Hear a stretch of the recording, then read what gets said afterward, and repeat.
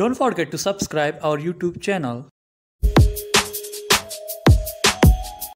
Topic को समझने के लिए हमारी ये वीडियो एंड तक देखें। ऑटिज़म स्पेक्ट्रम डिसऑर्डर की बात करते हैं तो स्पेक्ट्रम एक ऐसे वर्ड है, यानी एक मेडिकल टर्मिनोलॉजी हम तब यूज़ करते हैं जब बहुत सारे सिम्टम्स मिल जाते हैं ना, तो उसको हम स्पेक्ट्रम कहते हैं। अब इसमें सबसे पहले जो ऑटिज़म स्पेक्ट्रम के बच्चे होते हैं, इनमें सोशल इंटरेक्शन और सोशल कम्युनिकेशन करते वक्त इनको प्रॉब्लम आती है। वो प्रॉब्लम किस तरह की होती है, इसको हम आगे देखते हैं कि सोशल इमोशनल रेसिप्रोसिटी डेफिसिट्स इनमें होता है। मीन्स के मतलब अगर किसी को चोट लग जाती है ना, तो ये बिल्कुल ही उसको रिस्पॉन्स नहीं करते। किसी का खून बह रहा होता है तो बिल्कुल इनको फ़र्क नहीं पड़ रहा होता कि क्या कुछ हो रहा है, यानी वो रिसिप्रोकेट नहीं कर पा रहे थे। कि मतलब अगर हम देखें ना, नॉर्मल बंदा भी अगर जब किसी को चोट आती है तो हम लोग बड़े उदास हो जाते हैं, फ़ौरन उसके पास पहुंचते हैं और फ़ौरन उसको एक सोशली इंटरेक्ट उसके साथ करते हैं। लेकिन एक इस टाइप के बंदे, इनको कोई परवाह नहीं होती कि क्या हो रहा है इनके सामने और इनके दरमियान, ठीक है। फिर ये जब इनसे कोई बात करता है ना, कि normal back and fourth conversation जब इनकी होती है, तो उनसे कोई चीज़ पूछता है तो ये उसका जवाब नहीं देते। अगर इनसे पूछा जाए कि आपका नाम क्या है, तो कुछ नहीं बताएंगे और मतलब इंटरेस्ट नहीं लेंगे ये लोग ना। और अपना शेयरिंग ऑफ इंटरेस्ट, मतलब अपने आप को बताना अगले को। मतलब हम जब किसी से मिलते हैं तो हम बहुत उनसे जो है ना अपने बारे में बताते हैं, उनसे पूछते हैं आप कैसे हैं, अपने इमोशंस शेयर करते हैं। तो इनका जो शेयरिंग इमोशंस वाला सीन है ना, मतलब ये बिल्कुल ही इन चीज़ों में इंटरेस्ट नहीं है। बिल्कुल ही सोशल इंटरेक्शन में इंटरेस्ट नहीं है कि कोई बात छेड़ ले, कोई टॉपिक पे बात कर लें, बिल्कुल भी इनका इंटरेस्ट इस चीज़ में नहीं।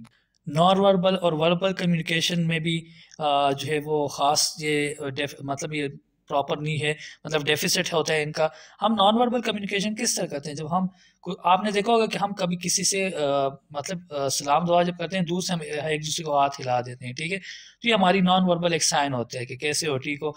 तो इनके सामने अगर आप नॉन वर्बली इस तरह कोई साइन करोगे तो इसलिए आपको रिस्पॉन्स नहीं देंगे, और ना रिस्पॉन्स देना मतलब इनका दिल करता है कि दे, ठीक है। तो ये भी सोशल इंटरेक्शन में आता है आपका। किसी के साथ आई टू आई कांटेक्ट नहीं रखेंगे, ना ही उसको मतलब मेंटेन करना चाहेंगे।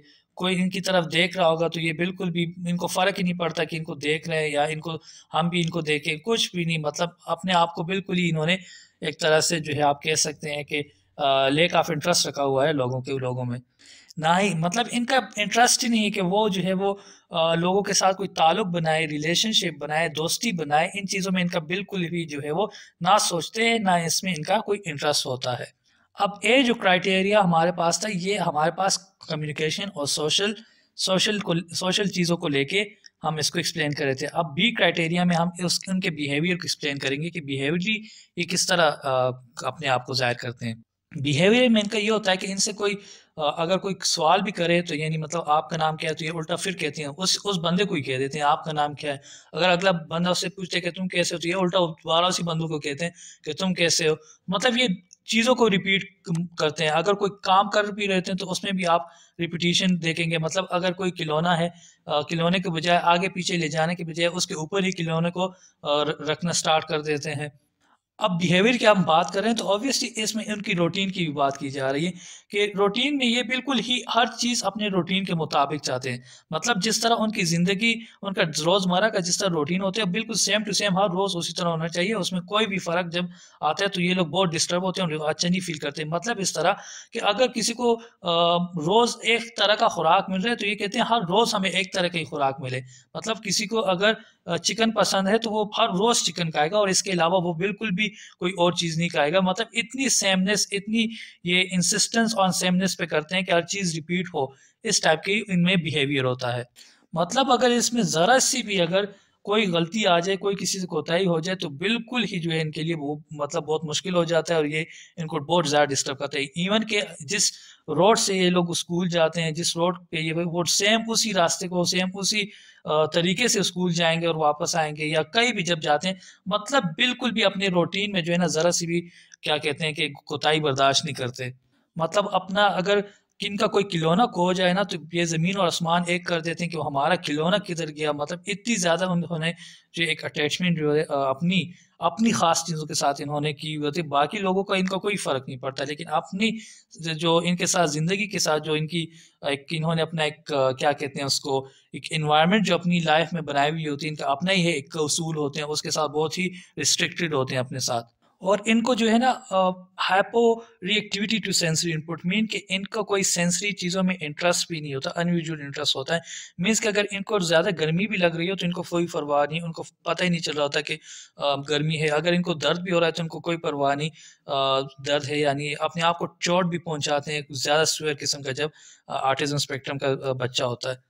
अब इस डिसऑर्डर के सिम्टम्स जो है बच्चे में जो है ना 6 महीने के बाद ऑलमोस्ट आने लग जाते हैं। पेरेंट्स उसको समझने लग जाते हैं कि ये जो बच्चा है हमारा ऑटिज्म स्पेक्ट्रम डिसऑर्डर का शिकार है। लेकिन अगर उस वक्त ना भी आए, अर्ली डेवलपमेंट में ना भी आए, तो लेटर लाइफ में जो है वो जब बच्चा बड़ा होता जा रहा होता है, आगे की ज़िंदगी में कहीं कहीं ना कहीं इसमें ये इन डिसऑर्डर का सामने करना पड़ता है। मतलब मीन्स के 4 साल बाद, 5 साल का जब बच्चा हो जाता है, इस तरह का 6 साल का हो जाता है, तो लाज़मी बात है उसमें ये सिम्टम्स आएँगे।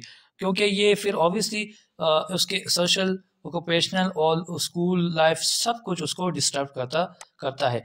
और हम इस चीज़ को इंटेलेक्चुअल डिसेबिलिटी के साथ कभी भी नहीं जोड़ सकते, ना उसके थ्रू एक्सप्लेन कर सकते, क्योंकि इंटेलेक्चुअल डिसेबिलिटी बिल्कुल एक अलग चीज़ है और ऑटिज़्म स्पेक्ट्रम एक अलग चीज़ है। ऑटिज़्म स्पेक्ट्रम के जो बच्चे होते हैं वो बाज़ औक़ात बहुत इंटेलिजेंट भी होते हैं किसी न किसी एक स्किल को लेके। मतलब कोई मैथमेटिक प्रॉब्लम भी अच्छी तरह सॉल्व कर लेते हैं, कोई पेंटिंग अच्छी करता है। लेकिन इंटेलेक्चुअल डिसेबल बंदा तो वो तो बिल्कुल ही कॉग्निटिव फंक्शंस तो उसके काम ही नहीं कर रहे होते। वो तो बिल्कुल इस तरह नहीं होता जिसमें इस तरह एक ज़िद्दी टाइप बना हुआ होता है, एक प्रॉपर रिपिटिटिव बिहेवियर को यूज़ कर रहा होता है, एक प्रॉपर जो है वो चीज़ों के साथ जुड़ा हुआ होता है। वो किसी को ना रिस्पॉन्स दे रहा होता है, ना किसी की इमोशंस को समझ सकता है, ना अपने इमोशन को शेयर करता है। ये तो बिल्कुल टोटली उससे बिल्कुल अलग है इंटेलेक्चुअल डिसेबिलिटी के साथ। तो तब यहाँ पे लिखा हुआ है ई क्राइटेरिया में कि हम इसको कभी भी जो है वो इंटेलेक्चुअल डिसेबिलिटी के साथ नहीं जोड़ सकते।